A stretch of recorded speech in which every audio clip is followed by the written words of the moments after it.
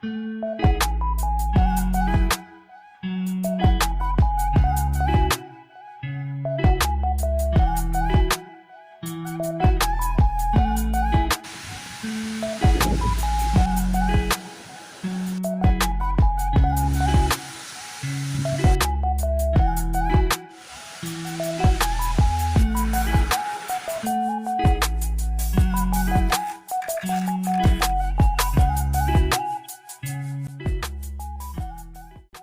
morning, it's the 7th day. That's where I put up last night. Urna, laundry and lodge. Heading to the pouring hot spring. It was developed by the Japanese during their invasion of Malaya during World War II. So this low sulfur onsen should be a good recovery from the 80-kilometer long slog up here from Kota Marudu to Pouring. So the Pouring hot spring actually belongs to part of the Kinabalu Geopark, which I think they're trying to lobby for a UNESCO Geopark site, which at this point in time in Malaysia, only Langkawi Island is a Geopark certified by UNESCO. So let's see what's in store at the Pouring hot spring. So according to locals, there was a recent increase in entrance fees, very steep for both local as well as international visitors. The local fees have gone from, I think they were telling me something like 3 ringgit to now 10 ringgit. That's just to get into the park itself before using the hot spring. So the 10 ringgit obviously entitles you to some things. What is that something? That something would be to visit the 2 waterfalls, the Bat Cave. Pretty much I think that's it. Everything else, the canopy walk and all that, will require extra fees. Yeah, so those are the sites that are available here. There's the tropical garden. I think that comes with the entrance fees. Everything else, like I said, comes with an extra fee. The canopy walkway, I think it's an extra 5 ringgit. Yeah, Butterfly Farm I think comes with the original 10 ringgit. But I'm gonna try to make it to both the waterfalls. Probably skip the Bat Cave, and then try and see if I can maybe try the canopy walk. I don't think Rafflesia is in bloom this part of the Pouring in Sabah, but I did see a sign outside that one of the private Rafflesia centers did have a Rafflesia blooming. Anyhow, that's the trail map of the whole area. So indeed, the fees have gone up 10 ringgit for adults of Malaysian. And there you go. It's the various distance to the different centers. So you have to pay an extra 10 ringgit to get the open bathtub on the hot spring. If you want a room, I think that's 30 or 35 ringgit extra.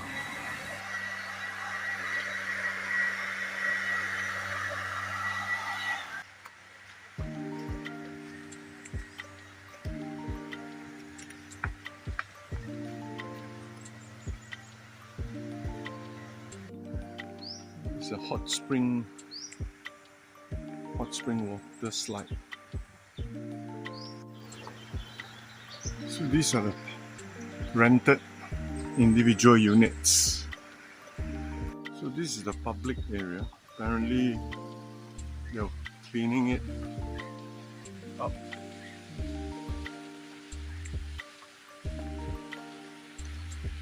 They're cleaning it up. So normally the public can use this area, but so the spring opens at 8 AM, shuts at 5 with the last intake of people by 3 PM. It's advisable that maybe you should come early so that you can book the place, or you finish your trek to both the waterfalls and then come back and use the hot spring to relax and recover. Good news for those worried about cleanliness. They do clean up after every user. So the Bat Cave and the 2 waterfalls are along the same route. So the first waterfall is coming up. It's just 5 minutes away from the entrance.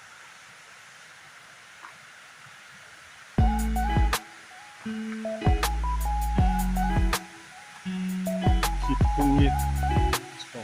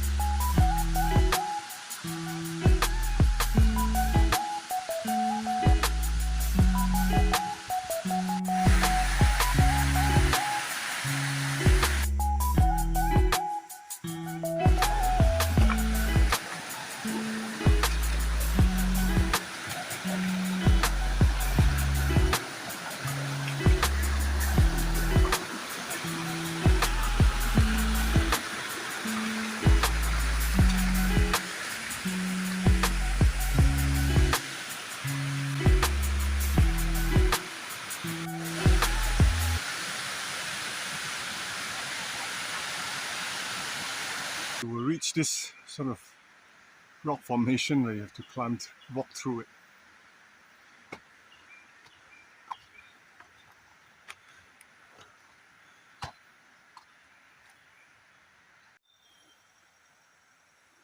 Past that, on you go.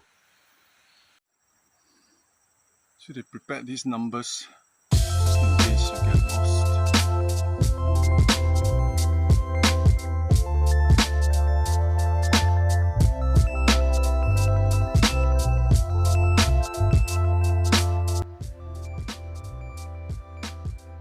At this bamboo area, about 3 kilometers, found myself this dried bamboo trekking pole. Just over 1,020 meters now. Can hear the waterfall already. Should be close.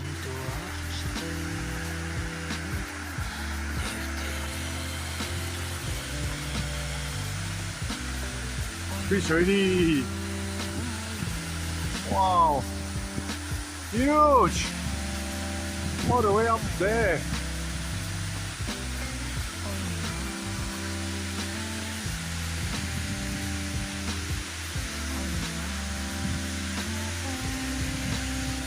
It's 40 stories high.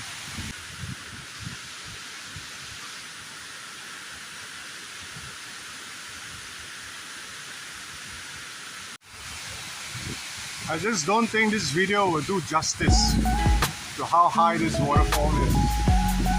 That's the tip right there. This must be at least, I don't know,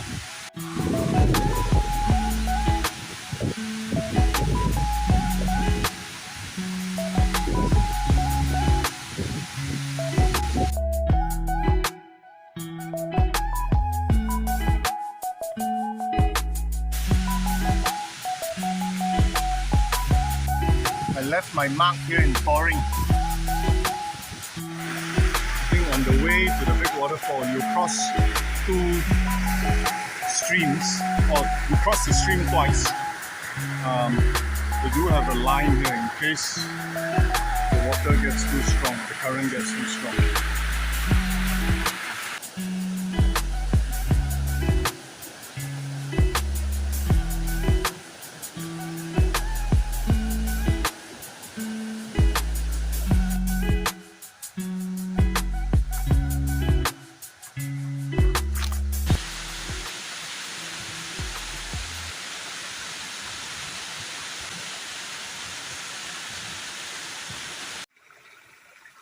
Served me well on the way up.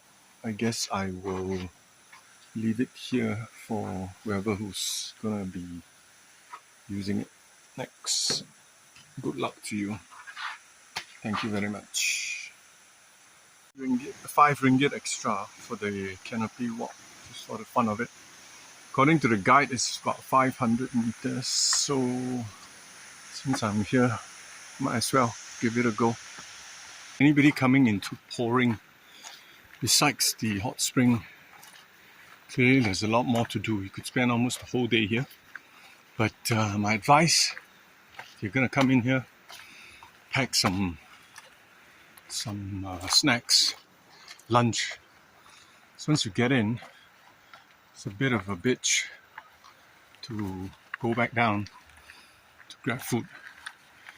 Fortunately, I had collected or bought some snacks in.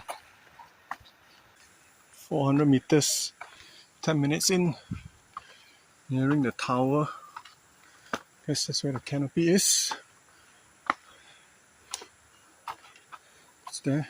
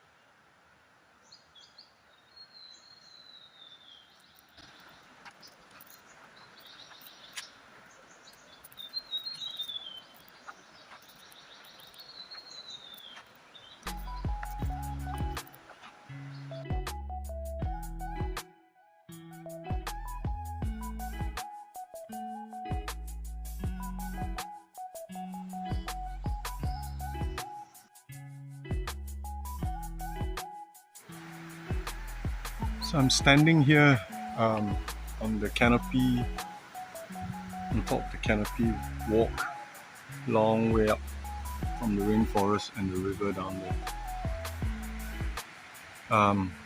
Just want to talk about some of the questions I got. A lot of people asking me if I'm riding this whole Trans-Borneo Cycle alone. Originally, when the plan was put in place, it was meant to be alone, and then I told a couple of friends about the journey, and a couple of them then came back to say, hey, they're interested. So Matt or Jiayou Nation, he's got a YouTube channel, Jiayou Nation.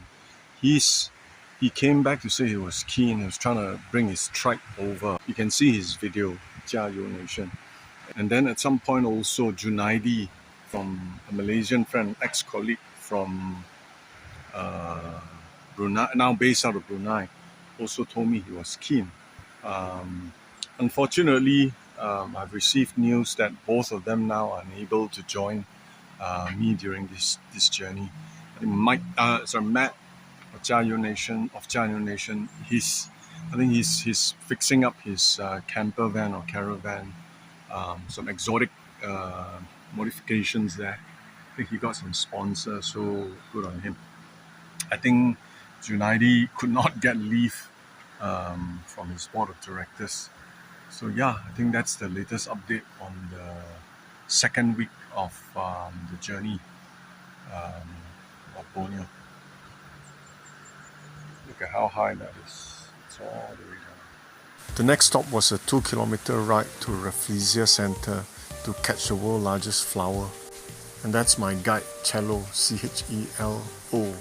What was amazing was this flower was located right behind his backyard, and he was leading groups of people, 15 ringgit each, into this flower where it's blooming. Ini hari keempat. Okey, hari keempat macam ni. Lamda jadi hitam. Yang ni barulah, belum keluar. Itu bukan. Itu bukan? Sudah. Hah? Lama sudah. Oh, itu sudah mati. Ya, itu sudah. Oh. Yang ini sudah mati. Yang tu berapa hari? Itu mungkin 1 minggu sudah. Itu seminggu. Yang tu pun sudah mati ya? Yang tuan bulat tuh? Enggak. Itu anaknya. Itu bukan. Oh, anak. Dia. Masih belum. Belum.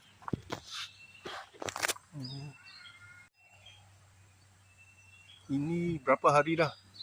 Ini mungkin ke 2 minggu sudah. 2 minggu sudah. Tak bau pun, mereka kata ada bau? Macam first day itu, pagi-pagi ada bau. Oh, kalau pagi. tengah hari tidak ada bau. Oh. Pokok dang nih. Hah? Ini pokok dang. Yang mana? Yang ini nih. Yang ni? Dari bawah ke bawah. Oh, yang ni pokok dia? Ya. Yang ini lah. Ini, Oh. ini pun pokok dia juga. Oh, macam ni. Yan pokok Okey, okey, okey. Macam pokok getah saja. Yang ni aneh. Semua ni lah. Yelah, Yang bukan nih. ini saja. Ini nah pokoknya. Oh, okey, okey. Lalu musim apa dia akan macam berbunga macam ni? Dia tidak musim, dia ikut pembesaran bat dia. Oh. Tapi berapa bulan lagi sebelum dia akan buka macam tu? 11 lah. Wah. Dari macam ni sampai sana 11 bulan. Kalau dari yang macam yang kecil-kecil itu, Setahun lah yang ni. tahun. Yang ni. Kalau anggaran lah. This one will take 1 year to bloom. This will take roughly about 10-11 months. Wah. Tapi susah nak nampak ya. Kalau tidak, you tak beritahu saya pun, you tak letak tanda. Iya. Akan pijak kan? Dia mati, satu akar dia mati.